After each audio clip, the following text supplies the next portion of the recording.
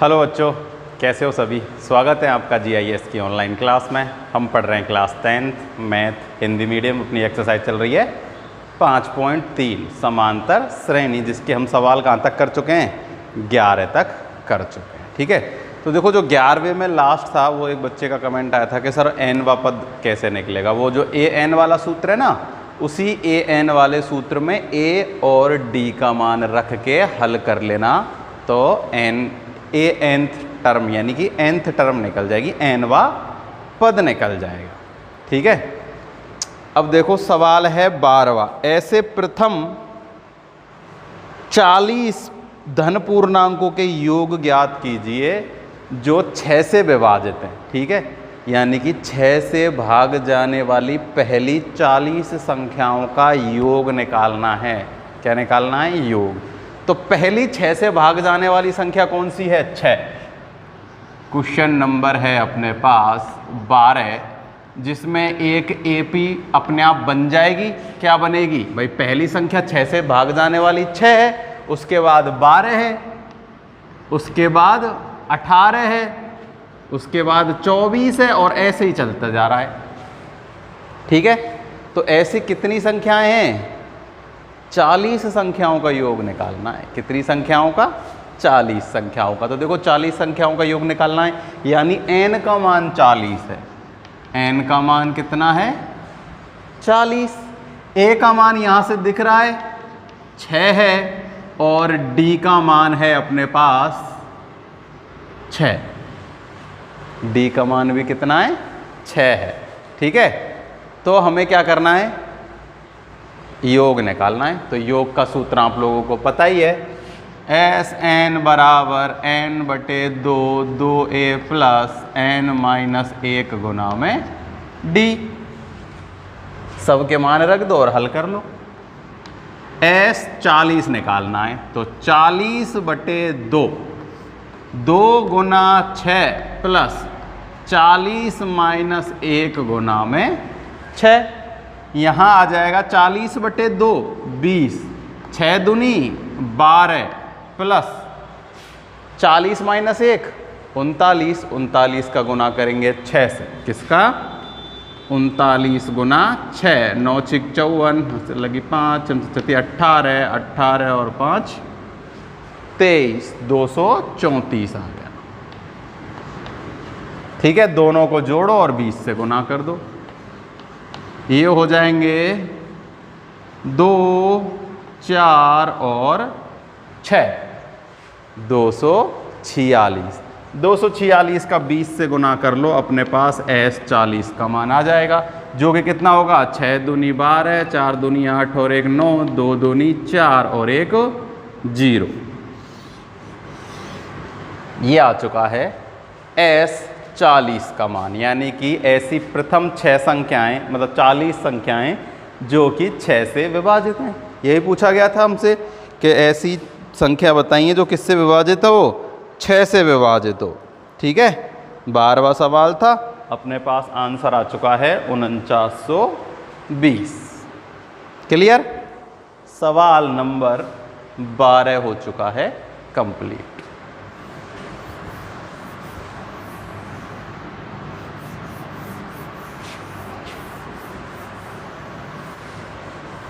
अब देखो 13वां सवाल। 13वां सवाल क्या कह रहा है? 13वां सवाल कह रहा है 8 के प्रथम 15 गुणजों का योग ज्ञात कीजिए। संख्या 8 के प्रथम 15 गुणजों का योगफल। तो मैंने आपको पहले ही बता चुका हूं कि गुणज हो या भाग जाने वाली संख्या, बात बराबर है। पिछली बार 6 था, इस बार क्या है? 8। तो 8 का पहला गुणज भी 8 है, और 8 का जिसमें पहली संख्या भाग जाती है वो भी क्या है? 8 ही है। तो ये तो एक ही बात है, बस सवाल को बदल दिया है, थोड़ा सा घुमा दिया है ना। तो पहली संख्या क्या होगी? 8। तो इसमें भी AP निकालना बहुत आसान है। 8 16 और 24 ऐसे ही चल रही है। प्रथम 15 पद है, पिछली बार 40 थे, इस बार 15 है, तो n का मान 15। a बराबर 8 दिख ही रहा है, और d बराबर भी 8 है। ए का मान भी 8 और डी का मान भी 8 है। ठीक है, हल कर दो, सूत्र लगाओ, n/2 2a प्लस n-1 गुना में d। ठीक है, S15 निकालना है। अब क्या निकालना है? S15। तो 15/2 2 गुना में 8 यानी कि 16 प्लस 8 माइनस 1 सॉरी 15 माइनस 1 14। 14 का गुना होगा 8 से, इनका गुना करो और 16 जोड़ दो। 15/2 तो पूरा पूरा भाग जाएगा नहीं, 16 प्लस गुना कर दो 14 अट्ठे 112 जोड़ दो, ये हो जाएगा 8 2 और 1 128। 128 से 2 को भाग दे दो तो कितना आ जाएगा? 64। कितना आ जाएगा? 64। 64 गुना 15 कर लो, कितना होगा? 15 × 45, 15 चौके 60, 15 चौके 60, 15 5 75, 15 छिकी 90 और 6 96। ठीक है, तो 15 का कितना आया है? 960 आ चुका है अपने पास। कितना आया है? 960। ये था अपने पास सवाल नंबर 13। तो S15 यानी कि प्रथम 15 संख्याओं का योग। कौन सी प्रथम 15 संख्याएं? जो कि 8 की गुणज हैं, उनका योग कितना है? 960 है। कोई दिक्कत?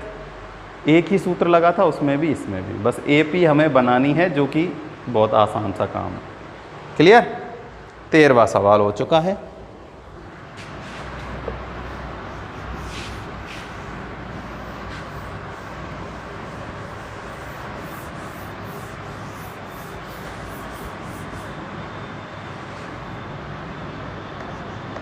चौदहवां सवाल देखो, 14वां सवाल पढ़ो क्या कह रहा है। 0 से 50 के बीच विषम संख्याओं का योग ज्ञात कीजिए। 0 से 50 के बीच की संख्या निकालनी है हमें। 0 और 50 काउंट नहीं होंगे, उनको नहीं संभालेंगे हम। 0 से और 50 के बीच कैसी संख्याएं हैं? उसने कहा है विषम संख्याओं का योग। तो देखो, विषम संख्या 1 से स्टार्ट होती है, यानी 1 3 5, और लास्ट संख्या कौन सी है? 49। वही लास्ट संख्या 49 है, तो हमें प्रथम पद और अंतिम पद दोनों पद हैं। ठीक है, A का मान भी पता है, D का मान भी पता है, केवल क्या नहीं पता? क्या नहीं पता? 1 से 49 तक N का मान पता है क्या? भाई N का मान चाहे तो हम गिन सकते हैं। आ रही है बात समझ में? चाहो तो N से पहले N का मान निकाल लो, बहुत आसान सा काम है, कुछ भी ऐसा कठिन नहीं है। 0 से और 50 तक की संख्याएं ये रही। ठीक है, श्रेणी पता चल गई, लेकिन पदों की संख्या आप लोगों को अभी नहीं पता। तो पदों की संख्या AN वाले सूत्र से निकाल लो, चाहो तो। नहीं, जनरली भी पता चल सकता है, लेकिन देखो सूत्र से निकालना दिखाऊं तो क्या होता है? A प्लस n-1 गुना में D। AN का मान कितना है? 49। प्रथम पद है 1, N का मान निकालना है, और D कितना है? 2। भाई अंतर तो 2 का है, विषम संख्याओं में 2 का ही होता है। तो 49 बराबर 1 प्लस 2n-2। तो यहाँ कितने बचेगा? माइनस का 1, इधर जाके प्लस का। तो 50 बराबर 2n, तो n बराबर 50/2 25 आ जाएगा। n का मान कितना है? 25। ये तो था सूत्र से। जनरली देखो पता है 50 तक कुल 50 संख्याएं, जिनमें से 25 सम है और 25 विषम है। बहुत आसान सा काम है। दोनों सूत्र में से कोई सा सूत्र लगा सकते हो। दोनों सूत्र कौन कौन से? एक तो n/2 A प्लस AN या A प्लस L वाला, और एक वो अपना है ही मेन सूत्र। मैं इससे कर देता हूँ, आसान होता है, क्योंकि इससे करना 25/2 1 प्लस में 49, 25/2 गुना में 50, और अपन निकाल रहे हैं S25। इसको काट दो 25 बार, तो 25 पंजे 25 25 25 का गुना किससे करना है? 25 का गुना हमें 25 से ही करना है। किससे करना है? 25 से। तो 25 गुना 25 कितना होता है? वह 25 का स्क्वायर। तो 25 का स्क्वायर कितना होता है? 625। ये अपने पास आ चुका है कितने पदों का? n अपने पास 25 थे, यानी कि 1 से यानी 0 से 50 के बीच जितनी भी विषम संख्याएं हैं उन विषम संख्याओं का योग कितना है? 625 है। n का मान हमने ऐसे भी निकाल सकते हैं, तो इसको भी साइड में आप लिख लेना। ठीक है, 14वां सवाल हो चुका है।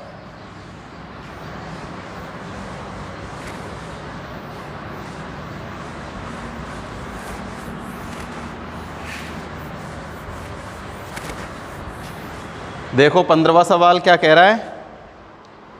निर्माण कार्य में संबंधित किसी ठेके में एक निश्चित तिथि के बाद कार्य को विलंब से पूरा करने के लिए जुर्माना लगाने का प्रावधान है। ठीक है ना, कोई एक ठेकेदार है जिसमें जो जहाँ कहीं भी काम करता है, तो अगर वो काम करने में देरी करता है ना, तो उस पर क्या फाइन लग जाता है, एक तरीके से विलंबन शुल्क लगता है। ठीक है, तो पहले दिन के लिए 200 रुपये, दूसरे दिन के लिए 250, तीसरे दिन के लिए 300, यानी कि रोज 50 रुपये बढ़ते जाते हैं। अगर वो काम को एक दिन लेट करेगा तो स्टार्ट होगा 200 रुपये से। ठीक है, अगले दिन एक दिन और लेट हो गया तो 300, 250, फिर 300, ऐसे ही 50 50 50 बढ़ते जाते हैं। ठीक है, अब उसने क्या कहा है कि एक ठेकेदार के जुर्माने रुपये में कितनी राशि अदा करनी पड़ेगी यदि वह कार्य को 30 दिन करने में विलंब करे? तो बहुत आसान सा ही सवाल है। देखो 15वां सवाल है। एपी अपने को दे दी है उसने, कितनी है? 200, 250 और 300, ये ऐसे ही चलती जा रही है। ठीक है, पहला पद कितना है? 200। डी का मान कितना है? डी का मान है 50 और एन उसने दिया गया है 30। 30 दिन का जुर्माना निकालना है, तो एन का मान है 30। आई बात समझ में? अब क्या करेंगे बताओ?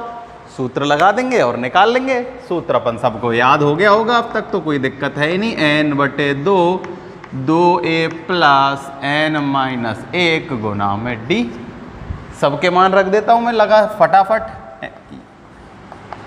30/2 15 डायरेक्ट कर रहा हूं। 2 गुना a यानी कि 2 गुना 200 400 प्लस 30 - 1 29 गुना d है 50। ठीक है, ये तो है 15। यहां आएगा 400 प्लस में 9 पंजे 45 का 5 कहाँ से लगी? 4 5 दूनी 10 और 4 14, 140। 15 गुना ये हो जाएगा 14 और 4 1840। 1840 का गुना कर लो 15 से, तो कितना आएगा? 0। 15 × 45, 15 × 4 = 60, 0 हासिल लगी 6। ठीक है, 15 × 4 = 60, तो 15 × 8 = 120, 120 और 6 126 का 6 का हासिल लगी 12। 15 एकम 15 और 10 25 और 2 27। तो कितने का जुर्माना लग जाएगा उस पर? 27,600 रुपये का जुर्माना लग जाएगा। ये था अपने पास तीसरा। ठीक है, एक बार फिर से चेक कर लो। n/2 15 दिन है, तो 15/2 30/2 यानी कि 15। 2 दूनी 4 29 का गुना जब करेंगे हम 9 पंजे 45 का 5 आएगा यहाँ, हासिल लगी 4 और 5 दूनी 10 और 4 14। तो यहाँ ये आएगा 1450 का 1850। अब इनको दोबारा से गुना करना पड़ेगा। ठीक है, क्योंकि यहाँ आता 9 पंजे 45 का 5 का आता, हासिल 4 लगती, मैंने यहाँ 4 लिख लिया था। देखो 0 तो 0 रहेगा, 15 5 75 का 5 का हासिल लगी 7, 15 8 120 और 7 127 का 7 का हासिल लगी 12 और 15 और 12 27, 27,750 आया है 30 दिन का जुर्माना। आई बात समझ में भाई? पहले दिन जुर्माना लगता है 200 रुपये, दूसरे दिन 250, तीसरे दिन 300, ऐसे ही 50 50 50 बढ़ते जा रहा है। तो 30 दिन का जुर्माना निकालना है। तो एपी अपन समांतर श्रेणी बनाएंगे एक, उसमें ए का मान पता है, डी का मान पता है, एन का मान पता है, सूत्र में यही 3 चाहिए होते हैं, एस एन का सूत्र लगा के हल कर लेंगे। 15वां सवाल भी हो चुका है अपना कंप्लीट।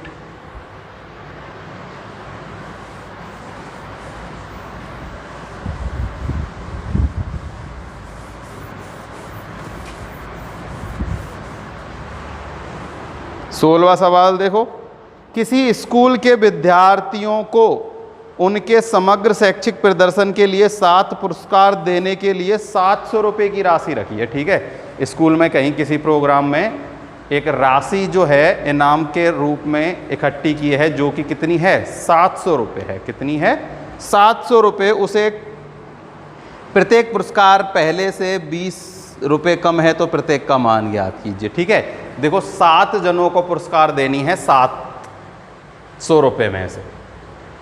सवाल समझो, सवाल करना बहुत आसान है, थोड़ा समझ गए तो समझो कि कुल 700 रुपये हैं, 7 जनों में बांटने, यानी कि योग 7 जो पुरस्कार हैं उनका योग 700 है और उनमें एन का मान जो है वो 7 है, क्योंकि कितनी जगह बांट रहे हैं उनको? 7।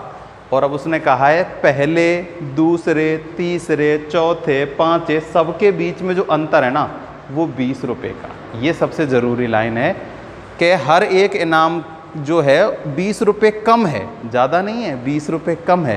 पहले वाले और दूसरे वाले के में अंतर 20 है, दूसरे और तीसरे के में 20 है। अंतर का मतलब वो कम हो रहे हैं। तो डी जो है समांतर जो माध्य है वो अपना -20 है। ये समझना जरूरी है। ठीक है, उसने कहा है 16वें में कि राशि जो है कुल, यानी कि एस एन बराबर तो है 700, कितने बच्चों में बांटनी है? 7 में। तो एन बराबर है 7 और प्रथम राशि से द्वितीय राशि यानी हर एक राशि में जो अंतर है वो -20 है, क्योंकि 20 रुपये कम होते जा रहे हैं, सवाल में दिया गया है। डी का मान है -20। ठीक है, तो हमें वो पुरस्कार निकालने क्या है? तो पुरस्कार निकालने के लिए सबसे पहले हमें प्रथम इनाम चाहिए, यानी प्रथम पद चाहिए। एस एन दिया गया है, एस एन दिया गया है, एस एन वाला सूत्र लगाओ।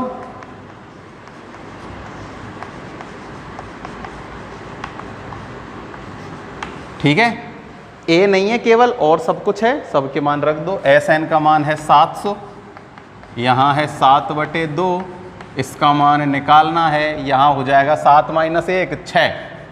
भाई 7 - 1 6 और 6 का गुना करो -20 से, तो ये हो जाएगा -120। यहाँ क्या आएगा? -120। ठीक है, अब देखो ये तो इधर आएगा गुना में और 7 आएगा भाग में। तो चाहो तो मैं इसको ऐसे काट देता हूँ 100 बार, और 2 का गुना इधर हो जाएगा तो 200 आ जाएगा इधर। ठीक है,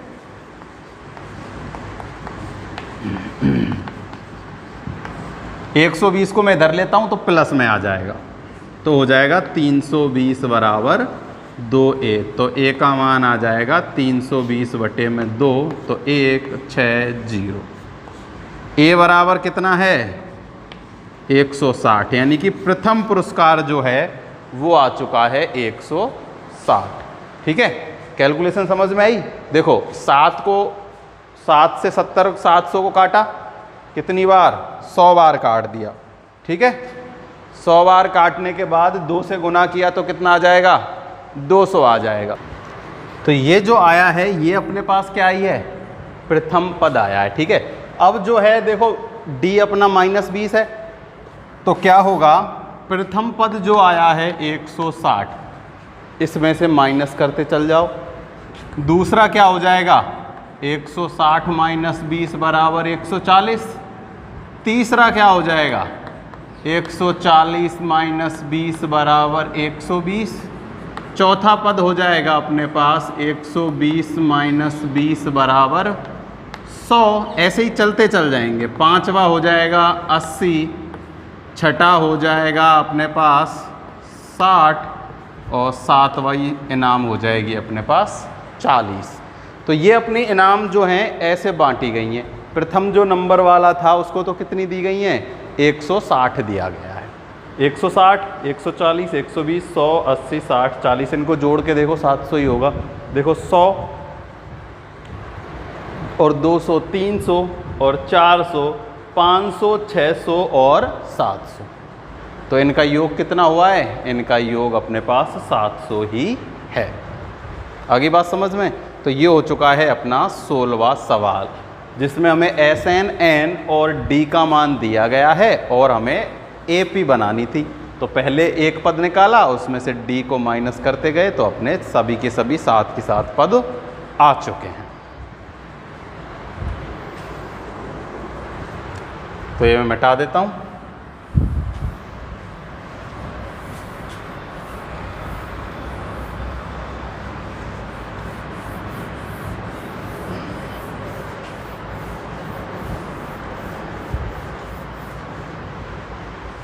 देखो सवाल है 17वां।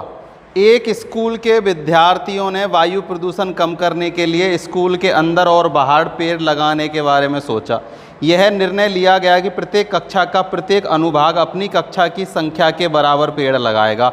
उदाहरण, कक्षा 1 का एक अनुदेश 1 पेड़ लगाएगा। देखो अनुभाग, अनुभाग का मतलब होता है सेक्शन, ठीक है।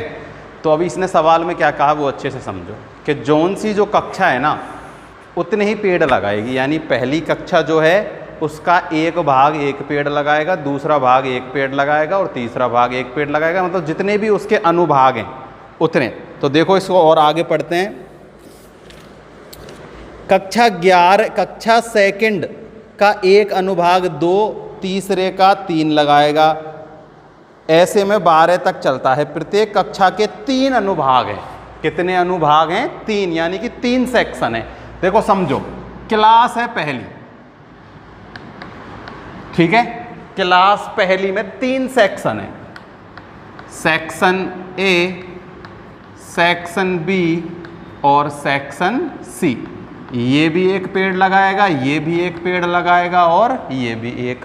पहली कक्षा है तो पहला पेड़। अगर दूसरी क्लास है, कौन सी क्लास है, दूसरी, तो इसके भी हर सेक्शन ए लगाएगा 2 पेड़, सेक्शन बी लगाएगा 2 पेड़ और सेक्शन सी लगाएगा 2 पेड़। और अगर क्लास तीसरी है तो इसके भी कितने लगाएगा, ए 3 लगाएगा, बी 3 लगाएगा और सी भी 3 लगाएगा, ठीक है। ऐसे ही क्लास 12 तक कुल कितने पेड़ लगेंगे ये हमें बताना है। तो आसान काम है। पहली क्लास जो है कितने पेड़ लगा रही है, 3, क्योंकि 3 अनुभाग हैं। दूसरी क्लास कितने लगा रही है, 3 अनुभाग हैं, 2 पेड़ लगा रही है वो। तो 3 दूनी 6, तीसरी 3 भाग हैं, 3 पेड़ लगा रही है, तो 3 तिया 9। तो देखो जो AP अपने पास बन रही है वो कितनी आसान भाषा में बन रही है।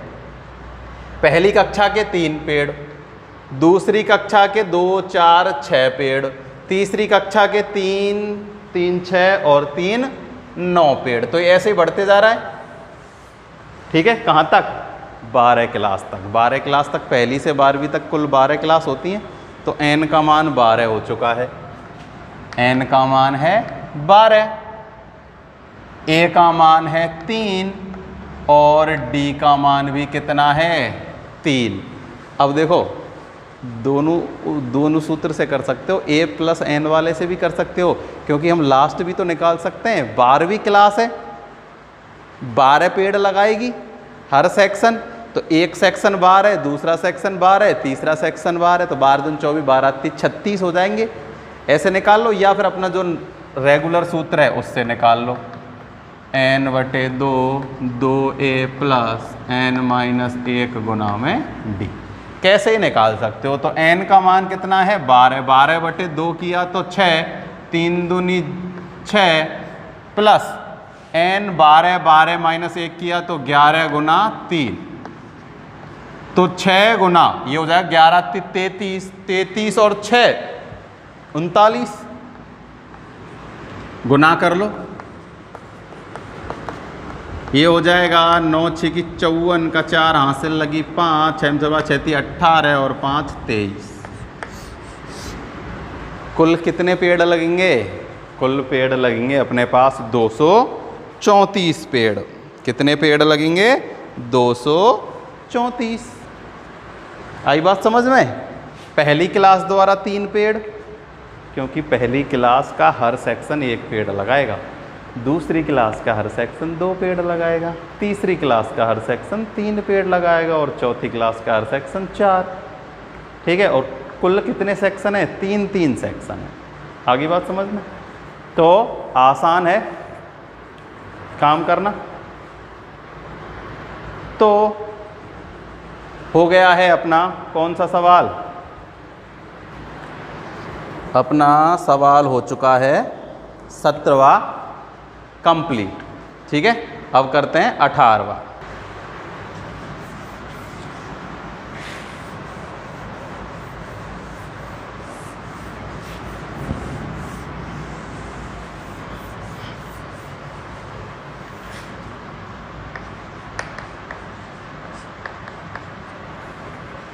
तो देखो 18वां सवाल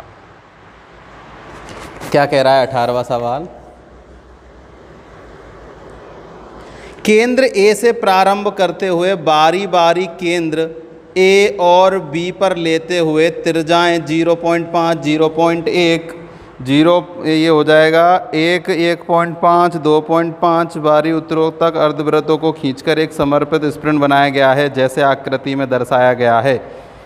13 अनुक्रम अर्धवृत्त से बने इस सर्पिकल की कुल लंबाई क्या होगी? ठीक है, देखो चित्र देखो पहले। ये ऐसे एक चित्र बन रहा है,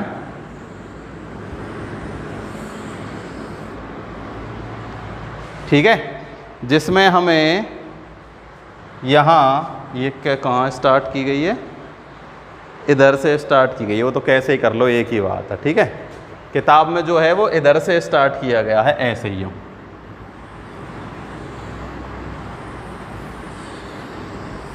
ठीक, और ये एक ऐसे लाइन दी गई है और ये है ए और बी और L1 L2 L3 ऐसे इनको नाम दिया गया है 1 2 3। ठीक है, L1 2 3 4 ये है L1 L2 L3 L4 और जो त्रिज्या है इनकी, ठीक है, देखो त्रिज्या ये क्या है? मध्य बिंदु है। यहाँ से यहाँ तक की जो त्रिज्या है 0.5 है, फिर वो बढ़ के हो जाती है कितनी? इसकी यहाँ से यहाँ तक की 1 हो जाती है, फिर 1.5 हो जाती है। तो लगातार वो क्या कर रही है? त्रिज्या बढ़ती जा रही है।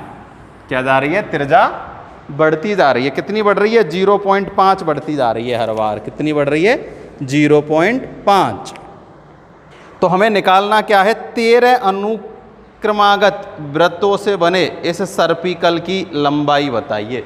ऐसे कितने हैं? कुल 13 हैं। कितने हैं? 13, यानी कि n का मान कितना है? 13। ये ऐसे कितने हैं? 13 अर्धवृत्त सर्पिकल हैं, जिसमें हमें क्या करनी है? उनकी लंबाई बतानी है कि इनकी लंबाई कितनी होगी।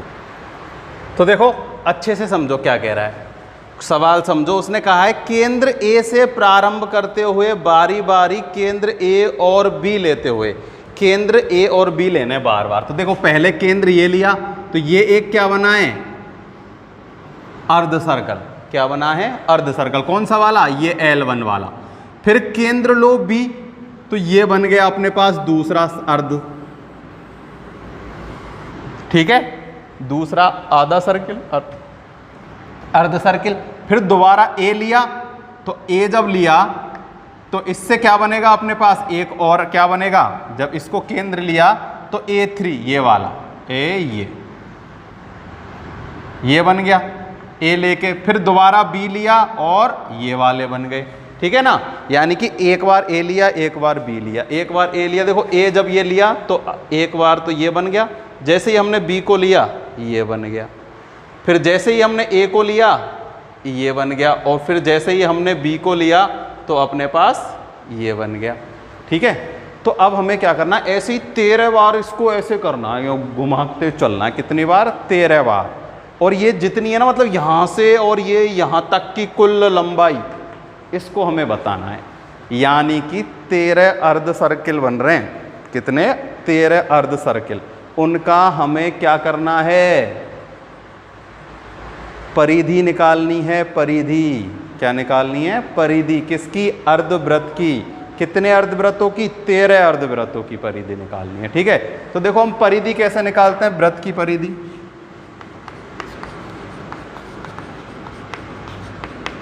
वृत्त की परिधि कैसे निकाली जाती है? 2 पाई आर से। तो अर्धवृत्त की कैसे निकालेंगे?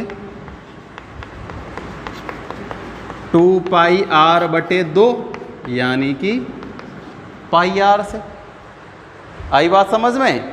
तो पहले वाले की जब मैं निकालूंगा, पहले वाले की, तो यानी पाई का गुना आर से, और हमें त्रिज्याएं तो दी गई हैं। ठीक है, पहले वाले की त्रिज्या जो है वो है 0.5। तो देखो पाई का गुना होगा 0.5 से, फिर प्लस पाई का गुना होगा 1 से, प्लस पाई का गुना होगा 1.5 से, और ये ऐसे ही कहाँ तक चलती जाएंगी? पाई का गुना होगा किससे? 13वें वाले से। किससे? 13वें वाले से। तो 13वें वाले को भी हम निकाल लेंगे, क्या होगा वो मैं बाद में निकालूंगा। ठीक है, पर अभी तो ये समझो कि हमें करना क्या है। तो अब अगर मैं यहाँ से इन सब से पाई कॉमन ले लेता हूँ, क्या ले लेता हूँ? Pi common. तो हमें करना क्या है? 0.5 प्लस 1 प्लस 1.5 प्लस 2, और ऐसे ही कहाँ तक जाना है? 13 पद तक जाना है। कहाँ तक जाना है? 13 पद तक जाना है। देखो हमें ये जितने भी अर्धवृत्त है ना, इनकी परिधि निकालनी है। यानी इसकी यहाँ से यहाँ तक, फिर इसकी यहाँ से यहाँ तक, फिर इसकी यहाँ से यहाँ तक, फिर इसकी यहाँ से यहाँ तक, और फिर इसकी यहाँ से यहाँ तक। आई बात समझ में? तो परिधि निकालने के लिए त्रिज्या चाहिए, जो कि उसने हमसे दिया गया है। ठीक है, त्रिज्या उसने हमें दी गई हैं। तो उत्तरोत्तर अर्धवृत्त को खींचकर एक सर्पिल बनाया गया है, जैसे कि चित्र में दर्शाया गया है। 13 अनुक्रम से बने इस सर्पिल की कुल लंबाई क्या होगी? ठीक है, तो देखो कुल 13 पद हैं, n का मान 13 है। क्या है? n बराबर 13। तो चाहो तो आप सबसे पहले इनका सम निकालने के लिए, देखो a अपने पास है, d अपने पास है, दोनों सूत्रों में से कोई सा भी सूत्र लगा सकते हो। बस दूसरा जब a प्लस वाला l वाला निकालेंगे ना, तो उसमें हमें अंतिम पद की ज़रूरत पड़ेगी। किसकी ज़रूरत पड़ेगी? अंतिम पद की। तो अंतिम पद भी हम निकाल लेंगे। 13वां पद है तो 12 प्लस d। ठीक है ना, a plus 12 Guna d, a plus 12 Guna d से 13वां पद निकल जाएगा, और वो वाला सूत्र लगा देंगे। या फिर चाहो तो सीधा ही कौन सा सूत्र लगा दो? n बटे 2, 2a प्लस n माइनस 1 गुना में d। आई बात समझ में? यहाँ से पूरा पूरा निकल के आ जाएगा। रखो, 13 निकालने हैं, 13 बटे में 2, 2 का गुना करेंगे 0.5 से तो 1 हो जाएगा। क्या हो जाएगा? 1 प्लस 13 माइनस 1 किया, और d अपने पास देखो कितना है? 0.5, यानी कि 1 बटे 2 है। चाहो तो 1 बटे 2 लिख लो, या फिर 0.5। 13 बटे 2 ये हो जाएगा 1 प्लस 12, ये हो जाएगा 6। 12 का गुना 0.5 से किया तो 6 हो जाएगा, ये हो जाएगा 7। 13 बटे 2 गुना में 7। ठीक है, तो इसको काटेंगे तो पॉइंट में आएगा, या फिर ऐसे ही डायरेक्ट मैं ऐसे लिख देता हूँ। 7 या 21 हासिल लगी 2, 7 एकम 7 और 2 9, 91 बटे 2। ये अपने पास किसका मान आया है? ये आया है S13 का, यानी सबकी R का। अब इसका गुना हमें किससे करना है? पाई से करना है। मतलब इसका मान आ चुका है ये, और अब गुना करना है किससे? पाई से। तो पाई का मान कितना है? 22 बटे 7 होता है, गुना 91 बटे 2। ठीक है, इसको काटो 7 से, 7 एकम 7, 2 7 तिया 21 और ये हो जाएगा 11 और 11 एकम 11 और 11 ती 33 तो ये हो जाएगा 1 4 3। ठीक है, कितना आ गया 1 4 3। तो ये अपने पास क्या निकल के आया है जो हमसे निकलवाया है, किसकी लंबाई, सर्पिकल की कुल लंबाई। सर्पिकल ये ना, इसको क्या बोलते हैं, सर्पिल, सर्पिल की कुल लंबाई बराबर 133। ठीक है, मीटर है तो मीटर और सेंटीमीटर है तो सेंटीमीटर। त्रिज्याएं किस में दी गई हैं, सेंटीमीटर में, तो ये क्या हो जाएगा, सेंटीमीटर में हो जाएगा। आई ना बात समझ में, क्या करना है, ये यहां से यहां तक ऐसे कितनी बार चलता जा रहा है, 13 बार चलता जा रहा है। तो 13 अर्धवृत्त की हमें क्या निकालनी है, लंबाई निकालनी है, यानी इन सब का। तो सबसे पहले हमने क्या किया है, उनकी त्रिज्याओं का सम निकाल लिया और गुना कर दिया पाई से। ठीक है, क्योंकि देखो क्या होता है, अर्धवृत्त जो होता है पाई आर होता है, तो हम वैसे करते 22/7 गुना 1, 22/7 गुना 1.5, फिर 2, 2.5 ऐसे सबको जोड़ते। उसकी बजाय हमने क्या किया, ऐसे लिख के इनमें से पाई कॉमन लिया, इन सब का योग निकाल लिया इस सूत्र से। उस सूत्र से भी कर सकते हो ना, a+l से। देखो a+l से अगर करोगे तो अंतिम पद चाहिएगा। ठीक है, तो अंतिम पद आप लोग निकाल सकते हो, कोई बड़ी बात नहीं है कि निकाल के दिखाऊं। देखो यहां करते हैं उस वाले सूत्र से, अंतिम पद निकालेंगे a+12d से। a का मान है 0.5 प्लस 12 गुना 0.5 करेंगे, d का मान कितना है 0.5, 12 करेंगे जब आएगा 6 तो ये हो जाएगा 6.5। ये है अंतिम पद। तो वही 13/2 0.5 प्लस 6.5 किया तो ये 7 हो जाएगा, 13/2 गुना 7। यही वाली चीज आ गई, 13/2 गुना 7, यही आ गई। ठीक है, तो हो गया है अपना सवाल 18 भी कंप्लीट। आई बात समझ में, कोई दिक्कत हो कमेंट बॉक्स में बता दिया करो, है ना। आज हम क्वेश्चन नंबर 18 तक ही करेंगे, और किसी भी क्वेश्चन से संबंधित कोई भी प्रॉब्लम हो तो बता देना, मैं वो आप लोगों को सॉल्व करा दिया करूँगा। आज के लिए इतना ही, थैंक यू।